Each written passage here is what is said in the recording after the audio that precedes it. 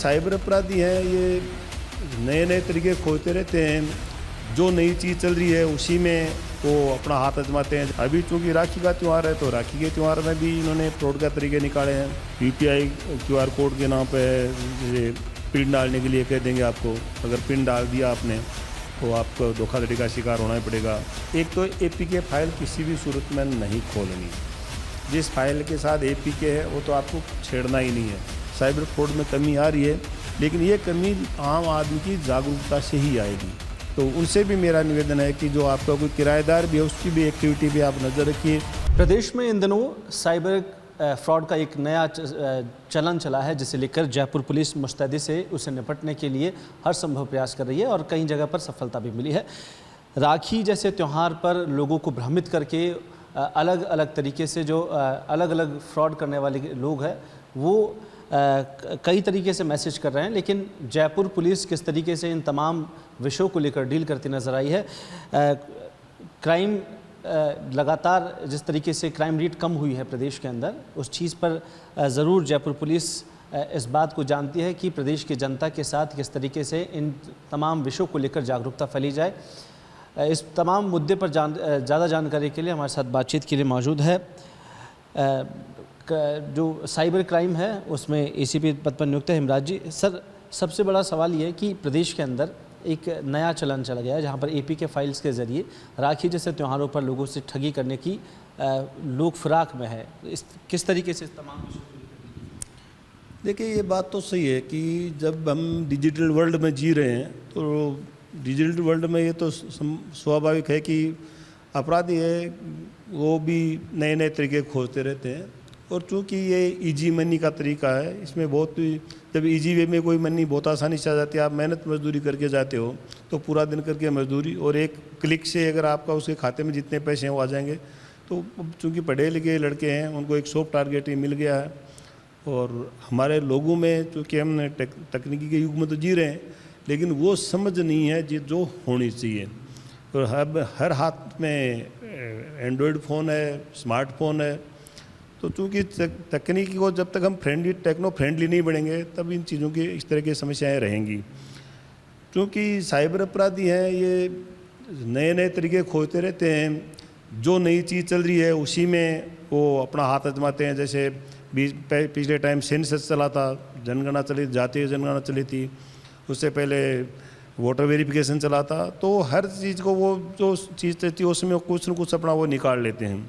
अभी चूँकि राखी का त्यौहार है तो राखी के त्यौहार में भी इन्होंने फ्रॉड का तरीके निकाले हैं। जैसे मुख्य तरीके इस तरह से हो सकते हैं, जैसे फर्जी राखी गिफ्ट का ऑफर देना, जिसमें क्या करते हैं व्हाट्सएप, इंस्टाग्राम, फेसबुक पर राखी गिफ्ट के भेजकर आपसे कुछ एक्सेस मांगते हैं।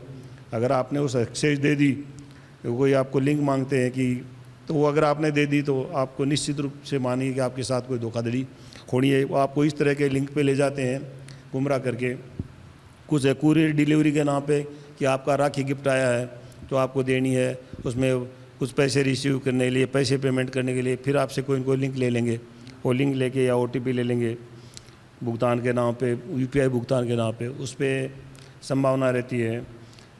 रिश्तेदार बन के फर्जी, भाई मैंने आपको राखी भेजनी है, तुम व्हाट्सएप पे कुछ न कुछ लिंक भेज देते हैं, क्यूआर कोड वगैरह आप भेज देते हैं। अगर आपने वो कर दिया तो डेफिनेटली आप धोखाधड़ी के शिकार होने ही होने हैं। यूपीआई क्यूआर कोड के नाम पे जैसे पिन डालने के लिए कह देंगे आपको, अगर पिन डाल दिया आपने तो आपको धोखाधड़ी का शिकार होना ही पड़ेगा। कस्टमर केयर के नाम पे आपसे कि फर्जी में कस्टमर केयर से बोल रहा हूँ, यूपीआई पिन वगैरह ले लेते हैं, सीवीवी नंबर ले लेते हैं। तो बेसिकली आपको ये कि किसी भी तरीके से आपको जो आपका रिश्तेदार वगैरह है, कोई जो आपको जिनको जानते हैं, अननोन नंबर से कॉल है, तो एक तो एपीके फाइल किसी भी सूरत में नहीं खोलनी। जिस फाइल के साथ एपीके है वो तो आपको छेड़ना ही नहीं है, उसको तुरंत प्रभाव से डिलीट कर दीजिए, ब्लॉक कर दीजिए। और अननोन किसी भी को न तो कोई लिंक देना आपको, न कोई इसका लिंक स्वीकार करना है। आप ये बताइए, बहुत से ये फ्रॉडस्टर कहते हैं कि साहब मैंने आपको ₹1 भेजा है, वो लिंक स्वीकार कीजिए। पैसे रिसीव करने के लिए कौन सा क्यूआर कोड चाहिए? किसी भी सिस्टम में कोई क्यूआर कोड की आवश्यकता नहीं है, लेकिन वो कहते हैं साहब ये क्यूआर कोड खोलिए या ये पिन डालिए, मैंने आपको ₹1 भेजा है, या 5 रुपये भेजें कि आपको खाते को चेक कर रहे हैं, मैं आपको कुछ पैसे भेजने वाला हूँ, वो आ रहे हैं कि नहीं आ रहे हैं। तो पैसे कितने भी हैं, 1 भेजे चाहे 1 लाख भेजे, उसके लिए आपको कोई QR कोड, कोई पिन, कोई डालने की आवश्यकता नहीं है, पैसे सीधे खाते में आ जाएगा। लेकिन हम क्या है कि बातों में उसके आ जाते हैं। तो न तो उनकी बातों में आना है और न इस तरह का किसी भी तरह का कोई लिंक दबाना है, कोई लिंक खोलना है, न कोई फाइल डाउनलोड करनी है। ये स्पेशल ध्यान रखें। और जिसको नहीं जानते हैं, जो नंबर आपका जानकार में नहीं है, उसमें तो किसी भी सूरत में नहीं करनी। आजकल चूँकि गवर्नमेंट ने ये सुविधा दी है कि अगर मेरे पास जियो का नंबर है तो मेरे फ़ोन पे जियो का कॉल आएगा जियो के नंबर से, तो उसमें उसका नाम साथ में आता है। तो मुझे ये कतई नहीं मानना कि वो नंबर में मेरा जानकार है या मेरा वो मेरे कॉन्टैक्ट लिस्ट में, वो कॉन्टैक्ट लिस्ट में नाम नहीं शो कर रहा, वो नंबर साथ में। अगर मेरे पास एयरटेल की सिम है तो एयरटेल का कॉल आ रहा है मेरे सिम पे, तो उसका नाम सामने, जो कस्टमर ने जिस नाम से सिम जारी करवा रखी है वो नाम शो करेगा। तो ये मुझे कतई नहीं स्वीकार करना है कि वो जो कॉल करने वाला है वो मेरा नॉन है या मेरी कॉन्टैक्ट लिस्ट का है।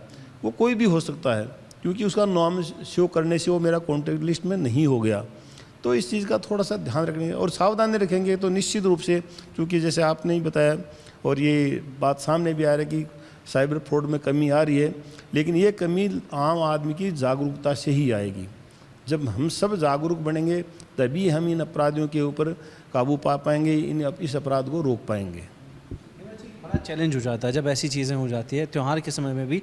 और पिछले कुछ दिनों के अंदर जो कमियां आई है, चाहे साइबर फ्रॉड के जितने भी केसेस हुए हैं, जयपुर पुलिस की किस तरीके के इन तमाम चीज़ों को चैलेंजिंग मांगती है और कैसे इन आगे आने वाले जो जितने भी ऐसे केसेस हैं उन पर कैसे लगाम?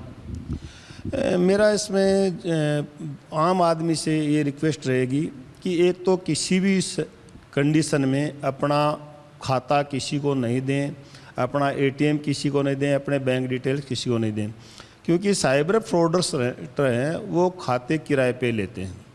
उनको जो पैसा ट्रांसफ़र कराने के लिए कोई न कोई अकाउंट चाहिए होता है, और वो भोले भाले लोग हैं, हमारे जो बच्चे हैं जो कंपटीशन की तैयारी कर रहे होते हैं या जो लेबर क्लास लोग हैं, वो बड़ी आसानी से 2-5 हज़ार रुपये के झांसे में आ जाते हैं और वो किराए के नाम पर फ्रॉडस्टर वो बड़ी आसानी से उसको धोखा देके उसका अकाउंट ले लेते हैं, नई सिम जारी करवा लेते हैं, उस सिम से नया खाता खुलवा लेते हैं और पूरी बैंक डिटेल लेकर 5,000 रुपये देके 10,000 रुपये देके वो पार हो जाते हैं और वो फिर बेचारा कानूनी पेचीदगियों से फंसते रहते हैं।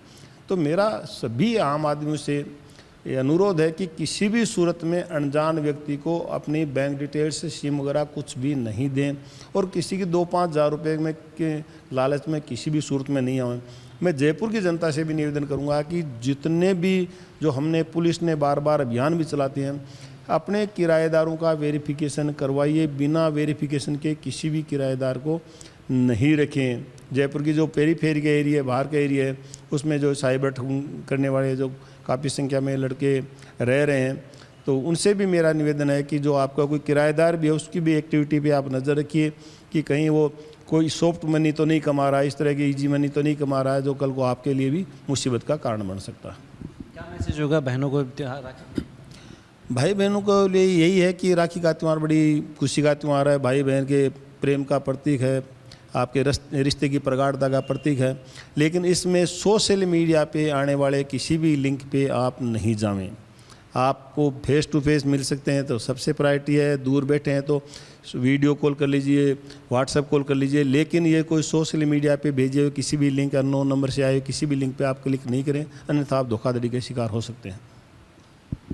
ये थे हेमराज जी जो साइबर क्राइम के ACP है। और साथ ही एक बड़ा चैलेंज ये भी है कि आम जनता जब तक अवेयर नहीं होगी तब तक जयपुर पुलिस के लिए मुश्किलें बढ़ेगी, लेकिन कहीं ना कहीं अगर आपकी अवेयरनेस होगी, आपकी जागरूकता पुलिस के साथ में काम करेगी तो शायद इन अपराधियों पर लगाम लगाई जा सकती है। कैमरा पर्सन नरेश के साथ कुलदीप, रिपोर्ट भारत, जयपुर।